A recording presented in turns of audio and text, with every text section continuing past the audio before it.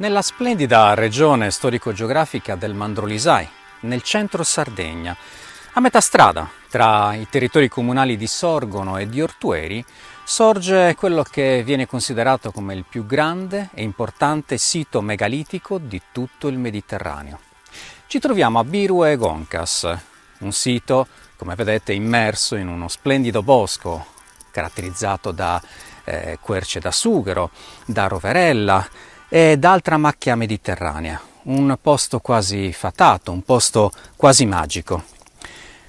Già gli studiosi intuirono l'importanza del sito attorno alla metà degli anni 90 e pochi anni dopo cominciarono degli scavi archeologici.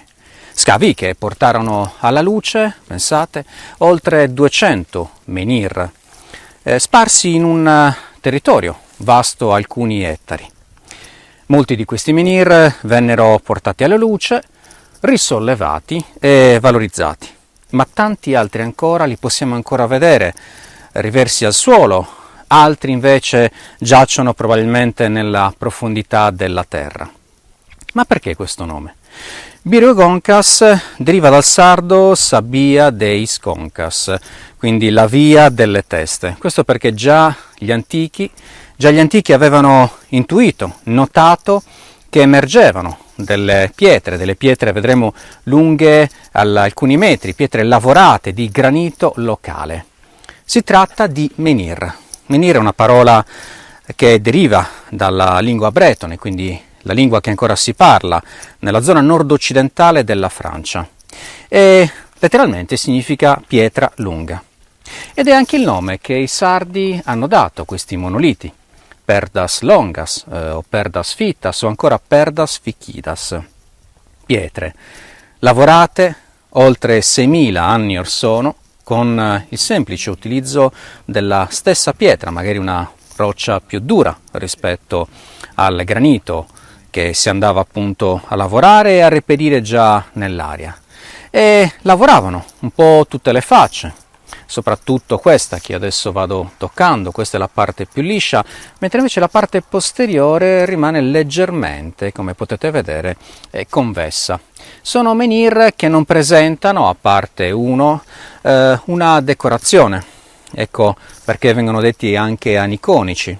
Altri ancora, vedremo, hanno la punta assottigliata, quindi pian piano tendono a prendere la forma del corpo umano. Si tratta dunque dei menhir proto-antropomorfi, menhir che poi daranno vita alle statue stele, ovvero quelle che presenteranno i caratteri precisi del corpo umano, il volto rappresentato da uno schema T, che appunto indicava il naso e le sopracciglia, e poi un elemento distintivo che è il pugnale, un pugnale con doppia lama che indicava probabilmente l'appartenenza alla casta dei guerrieri.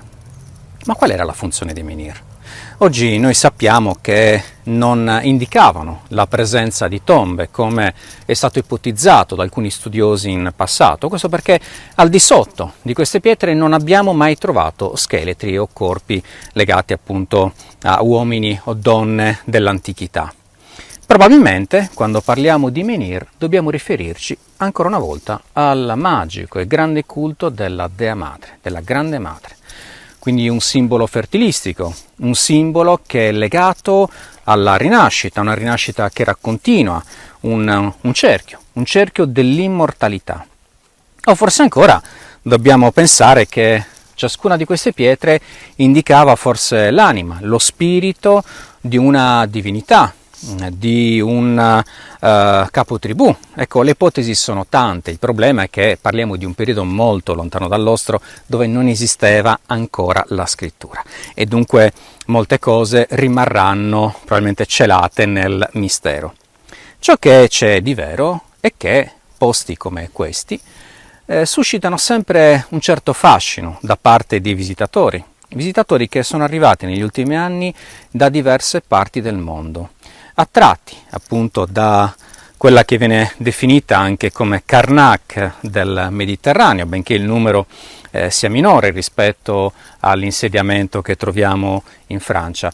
Tuttavia, però, dobbiamo pensare che ciò che è visibile oggi è solamente la punta dell'iceberg di un complesso megalitico molto più ampio, dove è presente a pochi metri anche un nuraghe, una muraglia megalitica realizzata qualche millennio dopo, durante l'età del rame, quindi una zona che ha mantenuto sempre delle vicissitudini umane, ecco, dal Neolitico fino all'età nuragica. Non dimentichiamo che sempre a breve distanza da Biregoncas si trova anche la splendida chiesa di San Mauro.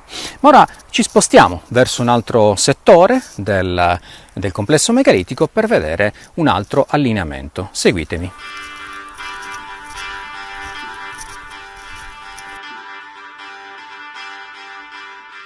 E dopo aver percorso un cammino di alcune decine di metri ci ritroviamo nella parte più alta del colle, dove insiste un altro allineamento di menhir, come vedete, alti poco più di 1,5 metri, alcuni anche 2 metri, e che sono sempre stati appunto portati in luce dagli archeologi, ma anche risollevati.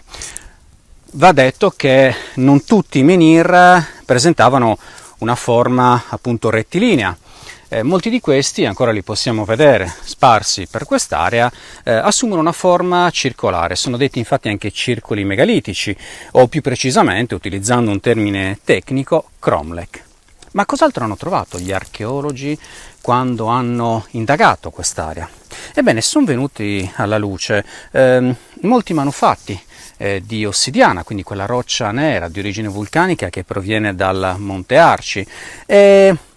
Questi manufatti rappresentavano per lo più punte di freccia, alcune lame, e abbiamo poi un numero anche abbastanza alto di frammenti ceramici di vasi realizzati durante la cultura di Ozieri, quindi coevi alla realizzazione e alla lavorazione di queste pietre, quindi databili all'incirca attorno al IV millennio a.C. Ma il sito è stato utilizzato, come abbiamo visto, anche nelle epoche successive. La maggior parte dei menhir, come vedete, sono appena sbozzati, lavorati, a volte in maniera rozza, a volte in maniera un po' più raffinata. E ve n'è uno in particolare che sembra essere più tardo rispetto agli altri. Presenta, pensate un po', nella parte sommitale un volto umano, un volto con l'arcata sopraccigliare, il naso e gli occhi, e nella parte inferiore della pietra è visibile anche un pugnale con una sola lama, quindi si differenzia, ecco, dalle statue menhir del Sarcidano che invece di lame ne hanno 2. E allora possiamo anche ipotizzare che questo menhir sia più antico, ecco, di quelli dell'età del rame di qualche secolo.